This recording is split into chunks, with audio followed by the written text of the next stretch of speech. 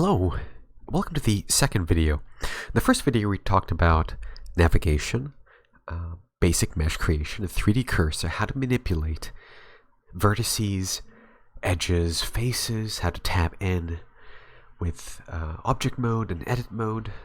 I'll do a quick rundown here just to get you up to speed. So everything is created and or spawned with a 3D cursor here. To add meshes, shift A mesh. You can add a variety of meshes here, plane, cube, everything's created at the point here. If I manipulate the 3D cursor, left click with Blender 2.7 controls and create here, and if I move here just to show you, everything is now created at that point, 3D cursor point. To reset it back to the origin point, shift S and let's select the, where is it? Cursor, snap cursor to world origin, back here. We can tap into edit mode, which then we are able to manipulate vertex, edges, and faces. You can see here, faces here, the edges this way, the vertex this way. We've also learned how to extrude edges. So if we click here, E, it'll automatically do it at the normal, but if you just want to go straight up, easy, funny. Alright, there we go. Why is this not working? There we go. There's also another fun feature that isn't really talked about, and that's that you can actually, let's see, if you control and click, it'll automatically extrude to that point. So you can start blocking things out kind of fast that way. That's a new feature that I haven't talked about in the previous video. So easy, move up, control click, and if you're locked in a view, which I haven't talked about, I'll be talking about here, you're able to get some really funky shapes that way. And let's just delete, let's go back here. What else we talked about? We talked about how we can start changing the viewport here. We can change our lighting scenarios this way. Select, whatever matte cap you want. Let's go back to studio. And we talked about moving this, talked about the edges, we talked about scaling, locking into an axis, X, Y, and Z axis, rotations, rotating this way. We talked about going to the view and actually, item, and rotating and scaling via this way. Now, there's also another important thing I'll cover a little bit later here, where you can see that while we've manipulated this in edit mode, the scale is still this. Well, the scale is still here, as opposed to, see it's here, and if I rotate, you can see it's scaling the object here. We'll always have to reset the scale back, because that'll create problems later down the line. Which I'll just address now, actually right now. That's something I'd rather have instilled. So, when you're using other modifiers, it takes into the object scale itself here, which you can see is default to 111. This is something that is important, especially if you start looking into remeshing. You'll get errors with the way the voxels react or the topology of things, and that's because it's reading what the scale is and using that. So, as you can see here, if I just move this, let's say, other way, 0, -1. You can also use the, actually, when you're moving objects here, you can type in the numbers. I don't know if I can. Up here you can see the movements of X, Y, and Z, and you can see X. You can see that it's going into the negative because of the Cartesian graph this way. But you can see, you can really fine tune how far you want this. So if I just want it -2, I can type on the keyboard -2, and it does it this way. But you can see in the scale here, it's still 111. If I were to do it like this, and let's say -2, you can see that the scale is -2 instead of 111. This is going to cause problems if we start looking to other modifiers, because we just have to 0 and or just like reset this to 1. And to do that, I just go Control A and we'll just hit apply scale, and it resets it to 111. That's just something to keep in mind. This is going to be a lot of problems will stem from this. So just keep that in mind when you're manipulating in object mode. Alright, so what are we going to cover in this tutorial? Well, we're going to create something fast, and I'm just going to talk about basic material creation and application. With manipulating a mesh and assigning materials, I think you'll be able to start generating very basic, primitive stuff that you can take on into Photoshop or any other 2D application, or just general art fun creations. Yeah, so let's begin here. So let's just create a basic scene. I have no idea, I haven't prepped anything here, so let's go Shift A, plane. I'm doing this on the go, and we talked about the zeroing scale here, but for the speed of things, let's just go S5, apply scale. Let's create a little box here, bring this up, GZ, and then let's go in, and I always default to doing a house, because it's like the easiest for me. Oh. Let's do it like this, add in an edge loop, that's also something we learned. Oh, and with the edge loops, we can scroll to add in more cuts this way. Generally, I like using as little edge loops as possible right off the bat. There are instances where you need a lot of these, but that you'll find tutorials that will tell you when to use them and when not to use them. Alright, so we're just gonna basically just do something like this.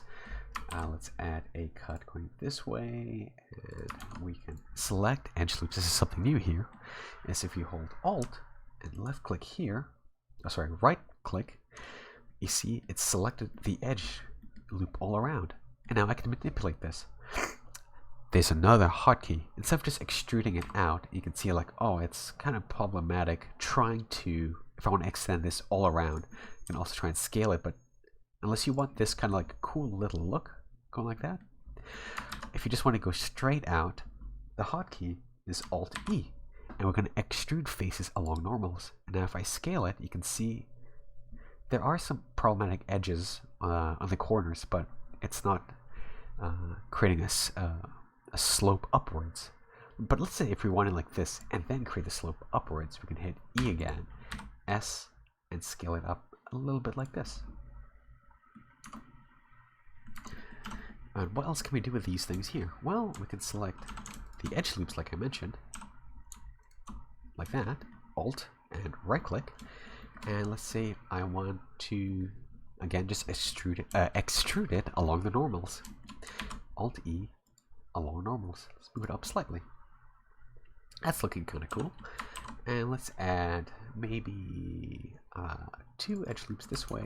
Again, you can create your own house or whatever object you have here. I'm just doing this on the fly, just for something as an example. And let's do extrude along normals, just for something random like this. That's looking kind of cool. Yes. Cool. Okay, let's add an edge loop like this, and now here's a fun little thing. You can see like it's taking the shape of the actual mesh itself here. Let's say if you just wanted a straight line all across, one of the things I like to do is scale it to 0. So what happens is, I'll show you here, SZ. You can see like what happens when I slowly scale it. It starts to straighten out. But we now know that if I hit 0 on my numpad, it just straightens it all out this way. It's surprising how long it took me to learn that, but now you have it for free. And let's do extrude along normals here. That's kind of cool, like inwards like that, or outwards and out. Let's do inwards. And let's create another thing here. It's Z, bring this down like this, and this one, and extrude along the normals like this. So we've created like a really funky looking house here. So here's another thing that's kind of helpful to learn. You can see there's a plane blocking this, and I'm trying to get underneath to view this here. We could go over here and hide the plane and manipulate it this way. You can see also there's another issue here that's what I want to talk about, where you can see it's kind of like shimmering. This is called Z clipping because it's 2 faces touching each other at the same space. So it's fighting each other, trying to figure out which one wants to be in front. Anyway, what I was going to talk about is there's something called a local camera view. So if I go to my numpad and hit slash, you can see it's the local view of this. Everything is still here. We're in a different camera view. But now we can only solely focus on this with no distractions. let's fix this Z clipping issue here. So what I'm doing is I'm clicking, shift clicking, and click this way. There's also something called a select, where it's this kind of like weird brush I can kind of select objects this way. Right click when you're done, GZ, and bring this slightly down here. Now once we're done with this view, remember to get out of local view, because sometimes that can also cause some problems. It has for me in the past. Okay, so we have this really interesting funky looking house here. We're on a plane here, and we're ready to assign some materials. One thing too is like we talked about the soft was it smooth edges. Let's just add a smooth edge this way too. It just popped in my head actually. So shade smooth. And now what is happening here? Well, you can see like it's doing its best to smooth, but it's a little confused because it doesn't know which areas are sharp, which areas aren't. It's trying just to smooth everything out. It's causing a lot of smoothing errors. Blender has a nifty feature that you can auto smooth, and you can access that via the object data properties here. Go to normals and hit auto smooth, and it fixes everything. To a degree, there's like some issues here and there, but as we're learning over time, you learn about like proper topology flow, how to bevel edge stuff. Okay, so we have this. We're in this view now, and again, we can manipulate this. You can see what our things should look like, but we want materials, and you can only view materials in the viewport shading. Right now, there are no materials. It defaults to white. So let's, I won't get to the shader node graphs yet, because I want to keep this as simple as possible, but we'll now navigate towards the material properties. And over here, you can see this is where we can add our other materials. You won't have this. This is something completely different. So we'll add new, and we've added a new material, but it's not selected anywhere. It's just an empty space. There's really nothing here. So with this new material, was actually assigned to this? Was I clicked here? I was. Okay, never mind. It's assigned the material to this house here. And to show that, if we click on the base color, we can move this around. We're going to be using this as a way just to color our house here, and as well as separating the mesh itself. I'll show you how to do that. Okay, so let's say if we want the roof red, we have a red material here, material 01. Let's call this red. Ideally, again with the shader nodes, there's ways to keep your materials pretty clean, but I'm gonna try and do this as simple as possible. There are easier ways to do this, but as an onboarding process, we'll do it this way for now, in hopes that it doesn't complicate things too much. So, like in oil painting or any kind of painting, we want to create our palette first. So we have red here. I'm going to designate this for, let's say, the roof. It's more of an orange, but let's say the roof and other trimmings here. I'm going to create some other material slots. Now these material slots don't have any materials assigned to it. So let's say if I duplicate this, it'll still be here, but nothing's assigned to it. It means like you've loaded up 4 spaces and you're ready to assign new materials. So I'm going to assign a material here. Let's just call this, I don't know, my naming convention's all over the place here. And let's just make this like that kind of color here. Let's do a new one here. Let's call this brown, maybe for wood trim somewhere. Let's say maybe that looks kind of good. And then I kind of want to have a blue somewhere, like a nice royal blue. Alright, maybe not as royal. Okay, so we have all these materials here. And how do we start assigning things here? There are multiple ways, but first we have to do it in edit mode. In edit mode, we can select a single face, and you can see it's already selecting where the red is. But how do we assign, let's say, the wall here? Let's say if I just want this single face here to be off-white. Well, I can select off-white and hit assign while this being selected. And as you can see here, it's now assigned this. Now, I think the topology will allow me to select all the edge loops around. And in the last video, we learned if we hold Alt and right-click, it'll select all the edges around. I'm using the middle mouse button to rotate around. And let me just hit assign. And you can see it's assigned it all around. Let's do it for the bottom here too. Assign. It's assigned it here.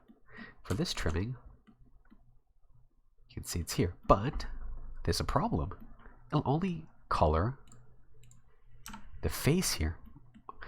Let's say if you want to do this all in one shot, you can hold Alt, click here, Alt Shift, kind of like in Photoshop, I think, to select multiple objects. Click here, click here, click here on the corners, right click, assign. Now it's assigned everything all around. Let's do it for the bottom here with this funky edge here, assign. Now we can start manipulating this where we're like, okay, I want this edge just to be brown, and maybe the underline edges here to be blue. And let's say maybe, whoop. Now you can see here, this won't work because it goes all the way around. There are ways to manipulate this again, but since we're starting out, let's just shift right click and select all these edges this way. Okay, let's assign this blue. What else can we do here? Will this work? Oh. Yes, that will work. Okay. This one? Yeah, that one. And blue.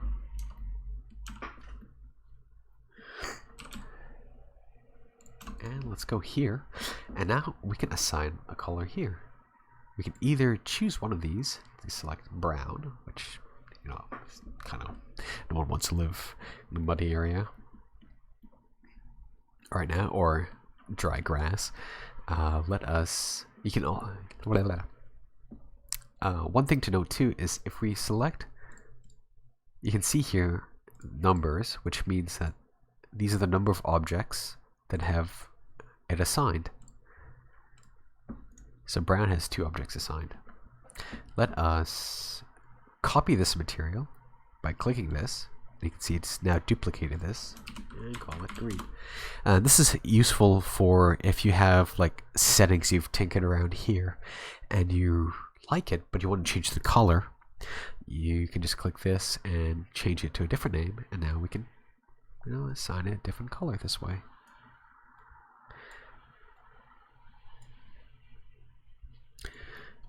There's been times where, let's say I've selected red here. I'm like, oh yes, I like this for this object here. Let me change the color. Oh, since it's already assigned to something else and it's not unique, I'll change everything that the material has been assigned. So what I end up doing, like I showed before, is just to assign a duplicate of that material. Let's just do something like this. Okay, so now we can get a little fancy. Let's just say if we want the red to be more metallic, we can look at this property here and bump this up to metallic. You can see here it has a little bit of a different sheen on it. And let's say if I bump this strength up, these are called HDRs, and which will like change the lighting in your scene for this viewport viz. So if I rotate this around, you can see this like the light source coming out this way. And if I do this, you can see that that's where the light source is coming from. Again here, it just like lights the whole scene up. And if we have roughness all the way down, then you can see it's super reflective. I think you can manipulate the blur, yes. Let's just blur this back out. Okay. Look at that. A really fancy house.